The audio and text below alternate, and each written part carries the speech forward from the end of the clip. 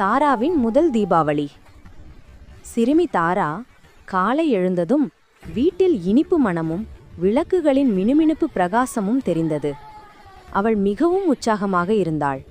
இது அவளுக்கு நினைவில் இருக்கும் முதல் தீபாவளி. தாரா அம்மாவுடன் சேர்ந்து லட்டு முறுக்கு செய்தாள். அவளது சிறிய கைகளால் மாவை உருட்டும்போது சில வித்தியாசமான வடிவங்கள் வந்தன. அம்மா சிரித்து கொண்டு சொன்னார், அதுதான் உன் சிறந்த லட்டு தாரா. மாலை நேரத்தில் அப்பா தாராவுக்கு ஒரு சிறிய பொதியை அளித்தார். அதில் மண் விளக்குகள் இருந்தன. அவர்கள் இருவரும் தோட்டம் முழுவதும் விளக்குகளை வைத்து ஏற்றினார்கள்.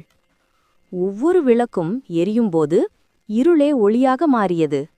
தாரா கவனித்தாள், பக்கத்து வீட்டில் பாட்டி மட்டும் அமைதியாக இருந்தார். அவரின் வீட்டில் விளக்குகள் இல்லை.